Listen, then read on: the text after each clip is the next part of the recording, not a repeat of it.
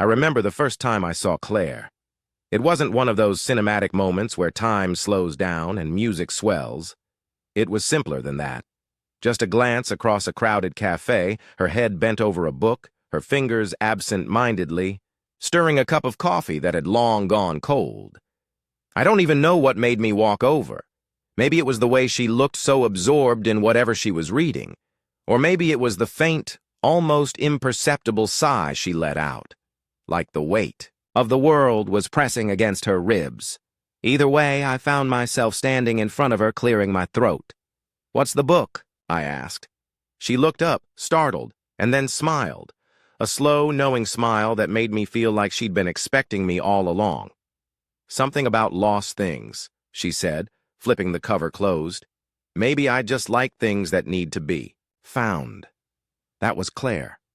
Always speaking in riddles, always making you work for the meaning. And I loved that about her. We built a life together the way most people do, one small moment at a time. Mornings with coffee, stolen kisses in doorways, late-night conversations that started with something mundane and spiraled into the depths of the universe. She was my person. I never doubted that. But somewhere along the way, things shifted. It wasn't sudden. There was no one moment where I could say, this was the turning point. Instead, it was a slow unraveling, like pulling at the hem of a sweater and realizing too late that the whole thing was coming apart. At first, it was little things. The way she hesitated before introducing me to certain colleagues at her work events, as if she were trying to find the right words. The way she started curating our conversations when we were with her friends, glossing over details about our life together, making it sound smaller.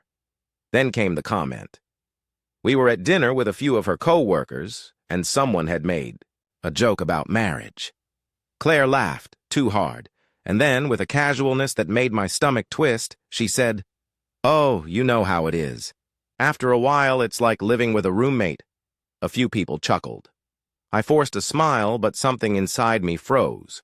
A roommate. When I asked her about it later, she waved it off. It was a joke. Don't be so sensitive. I let it go. I told myself it wasn't worth making a big deal out of. But once you hear something like that, you can't unhear it. It lingers, settling in the back of your mind, whispering doubts in the quiet moments. Claire started acting different in other ways, too. It wasn't just the words she chose or the way she spoke about us. It was the way she was around me. She used to be affectionate, reaching for my hand absent-mindedly, resting her head on my shoulder when we watched TV. Now, she barely touched me unless it was out of habit. A quick peck on the cheek before work, a distracted squeeze of my arm when I passed her in the kitchen, and then there was the phone. It started small, her screen lighting up late at night with messages she'd swipe. Away before I could see. I wasn't the paranoid type, so I didn't ask at first. But I noticed things. How she'd angle the phone away from me.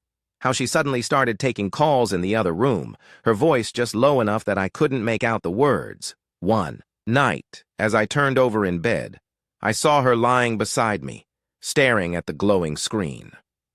"Work stuff," she murmured before I could ask. I wanted to believe her. I think, deep down, I already knew I shouldn't. The moment that finally made my stomach drop happened 2 weeks later. Claire was in the living room talking on the phone. She didn't hear me walk in. She was too focused on whatever she was saying. And then I heard it, a tone in her voice I hadn't heard in a long time. Soft, nervous, intimate. She laughed, but it wasn't the kind of laugh you give your co-workers. It was the kind you give someone who makes your pulse quicken. Then, just before she hung up, I heard her say, I don't know. It's complicated. The blood drained from my face. She turned, finally noticing me. Her eyes widened just a fraction, like she wasn't sure how much I had heard. "Who was that?" I asked, keeping my voice as even as I could. She hesitated. Just for a second. But hesitation was all I needed. "Work," she said too quickly. "Just work," I nodded, not because I believed her, but because I knew this wasn't the moment to push. Not yet. But something was wrong, and for the first time since I had met Claire, I wasn't sure I wanted to know the truth. I tried to let it go, tried to convince myself that I was overthinking things, that Claire had been telling the truth, that work stuff really meant work, and that whispered phone calls didn't mean secrets. But once you notice something, you can't unnotice it. It started. With small changes, her schedule became unpredictable. Claire always had a structured routine. Morning coffee, a set commute, the occasional dinner with friends. Now she was working late more often. Sometimes she'd come home exhausted, barely looking at me before disappearing into the shower. Other times she'd be buzzing with energy, her phone glued to her hand. She started dressing differently, too. Claire had always been stylish, but now she was putting extra effort into her appearance. New clothes, more makeup, perfume she never used to wear. Big meetings, she'd say when I commented on it. For who? I told myself I was imagining things, that I was being unfair. But then she started becoming defensive. One night, as we were getting ready for bed, I finally brought up the dinner comment. "You called me your roommate," I said, watching her expression. "Why would you say that?" Claire barely looked up from her book. "I was joking.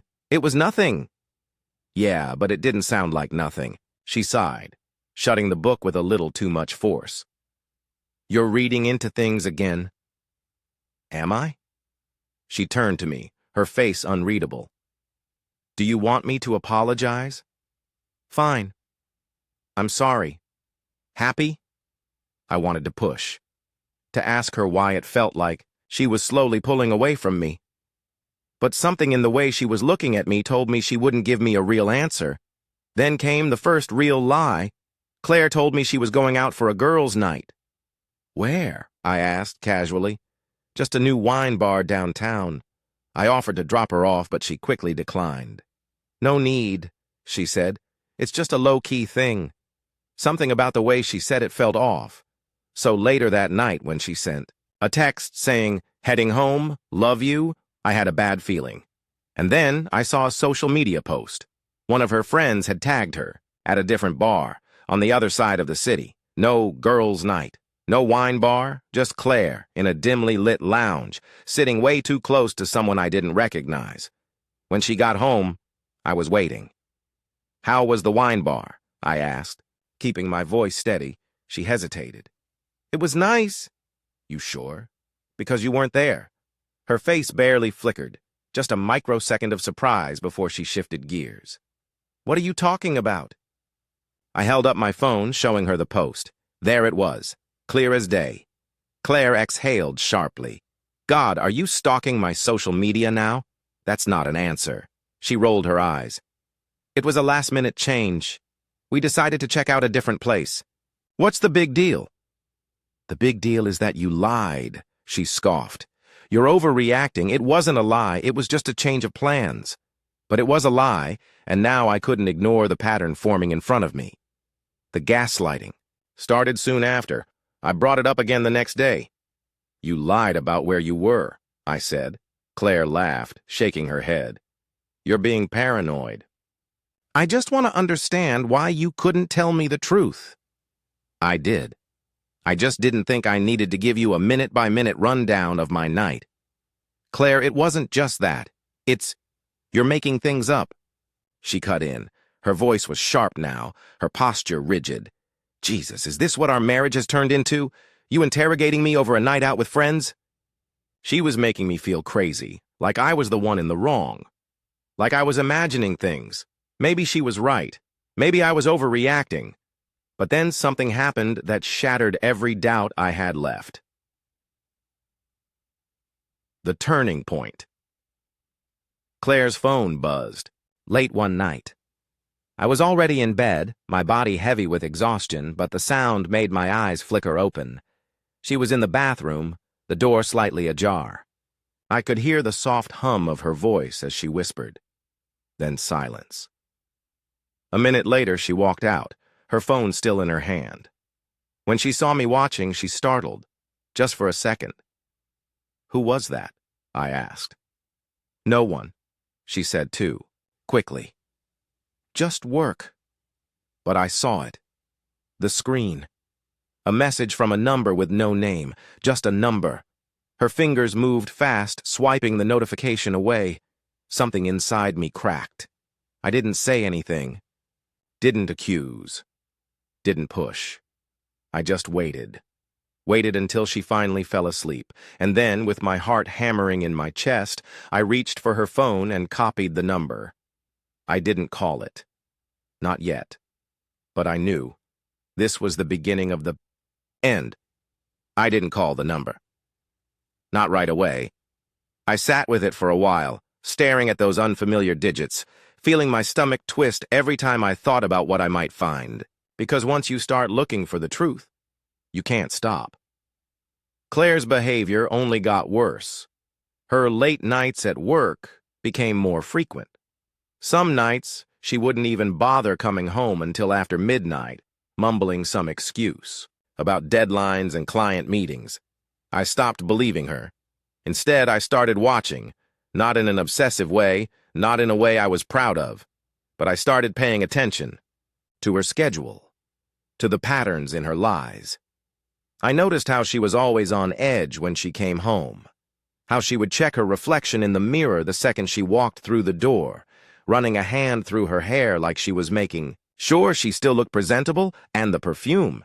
She never smelled like our home anymore. She smelled different, like a new version of herself. I told myself I wouldn't do it, that I wouldn't stoop to that level. But one night, after she came home late again, mumbling something about a team dinner that I knew was a lie, I did it. I called the number. It rang twice before someone picked up, a man's voice, low, hesitant. Hello? I didn't say anything, didn't breathe. I could hear background noise, muffled music, laughter, the clinking of glasses. Not an office, not work. I hung up, and I knew. The next morning, I didn't wait for an explanation. Who is he? I asked. Claire blinked. What? The guy you've been sneaking around with. She let out a breathy laugh, fake, defensive. Oh my God, are you serious right now? I called the number, I said quietly. Her face paled, just for a second. Then she crossed her arms. Are you seriously spying on me now? Jesus, this is getting pathetic. Who is he? I repeated. Claire sighed dramatically. You know... What? I'm done with this. I'm done with your paranoia, your accusations. Just tell me the truth, I cut in. My voice was lower now, more exhausted than angry. Just tell me. For a second, something flickered across her face. Guilt, regret, but she shook her head. There's nothing to tell. And that's when I knew she would never admit it, not unless she had no other choice. I didn't have to look for long. A few days later, I ran into someone I barely knew, one of Claire's old friends, someone I hadn't seen in months. We exchanged polite conversation, and then she casually said, So, how's Claire been? I saw her a couple weeks ago with, what's his name? The guy she used to talk about all the time. The words hit me like a fist. What guy? I asked carefully. The woman hesitated, suddenly uncomfortable. Oh, I thought you knew. I forced a smile. I'd just love to hear who it was. She said his name, and everything clicked. It was someone from Claire's past, someone she had never quite let go of, someone she once called a what-if. And now he wasn't a what-if anymore.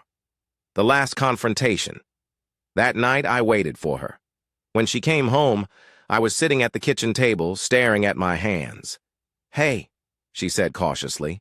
Sit down, I said. She hesitated, but sat. I looked at her. Really looked at her. The woman I had built a life with. The woman I thought I knew. I know, I said. Claire swallowed. Know what? I smiled, but there was no humor in it. Stop. She blinked. I know everything. I said. I know who he is. I know you've been seeing him. Claire stayed silent. For the first time in weeks, she had nothing to say. No deflection, no gaslighting, just silence. And then she whispered, I never meant to hurt you. That hurt more than if she had just admitted it outright. Because she had. She had chosen this. She let out a shaky breath. I don't know why it happened, but we both knew that was a lie. The breaking point, something in me snapped. Not in anger, not in some dramatic outburst, just finality. I stood up. Claire's eyes widened. Where are you going? I don't know, I said honestly. She looked panicked now. Wait, let's talk about this. There's nothing left to talk about, I said. You made your choice. She reached for me. I still love you. I pulled away. No, you don't. And then, for the first time since this all started, Claire cried. I watched her, but I felt nothing. Because love doesn't feel like this. Love isn't something you have to beg for. Without another word, I walked out. And I didn't look back. I don't remember getting to the bar. I just remember the need. The need to be anywhere but home, anywhere but near her. My knuckles were still sore from slamming the kitchen counter. My chest felt hollow, like I had been gutted from the inside out. I needed a drink. Or 10. Drowning in whiskey. The bar was dim, loud, crowded. Perfect. I sat at the counter, barely tasting the first drink. Or the second. By the third, my hands had stopped shaking. By the fourth, my mind was finally numbing. The bartender gave me a look. Rough night? I let out a bitter laugh. More like a rough marriage. He didn't ask for details, just poured another. I didn't even realize someone had sat next to me until she spoke. You look like you could use some company. I turned my head. A woman. Blonde, confident, eyes sharp as glass. I didn't answer at first, just stared at my drink. I'm not looking for company, I said finally. She smiled. Yeah, well, you've got it anyway. One dance, one mistake. I don't know how long we talked. I barely remember what she said, just flashes, her fingers tracing the rim of her glass, the way she leaned in, the way she looked at me like I wasn't broken. Then came the music, the pull of the dance floor. Come on, she said. Let's make tonight a little less miserable. I should have said no. Instead, I followed her. The music was loud, the bass vibrating through my bones. She pressed close, hands on my shoulders, moving against me like we had known each other for years, and for the first time in weeks, I let myself stop thinking. I let go. Then she kissed me, and I let her. Ignored calls. Missed warnings. My phone had been buzzing in my pocket all night. I didn't check it. Didn't care. Not until I pulled away from the woman's lips, breathless, head spinning, and saw the screen. Claire. Call after call. Message after message. Something. Cold settled in my gut, but before I could react, before I could move, the woman leaned in again, her lips brushing against my ear, and then, "What the hell are you doing?" I turned. Claire. Standing a few feet away, eyes wide, face pale, her breathing unsteady. Collision, course. For a second, the whole bar went silent, or maybe that was just in my head. Claire's hands were clenched into fists. Her entire body was trembling, but it wasn't sadness in her eyes. It was rage.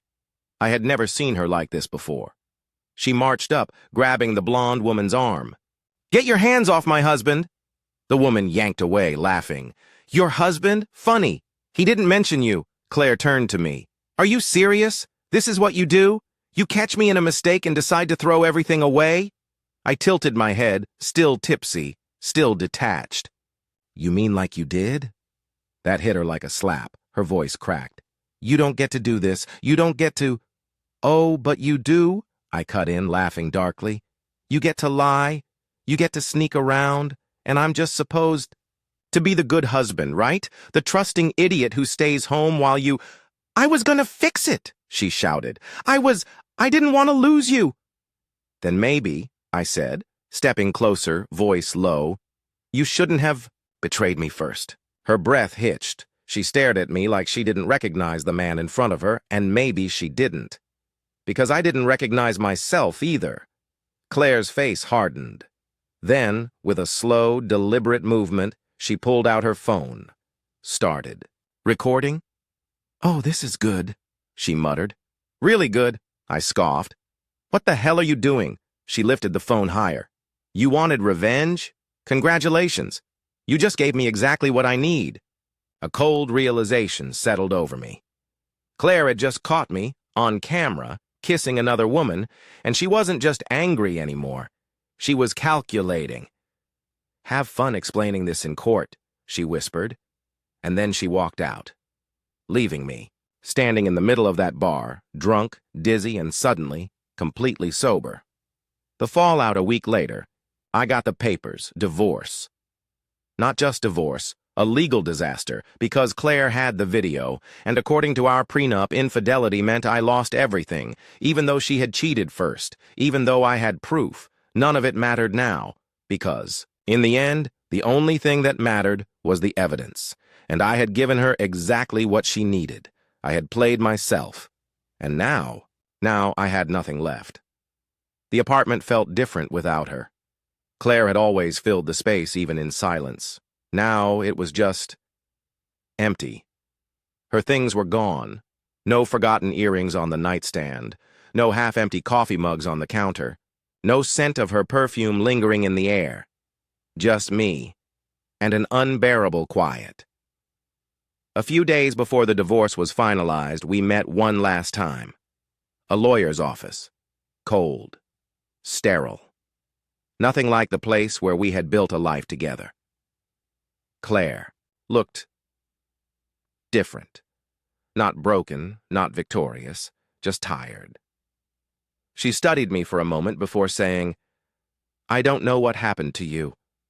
I let out a dry laugh. "I could say the same about you." Her fingers tightened around the papers. In front of her. "That night in the bar, you were a different person." I met her gaze. "So were you." For a second, she almost looked like she wanted to say something else. But instead, she sighed. Maybe it was always going to end like this. She murmured.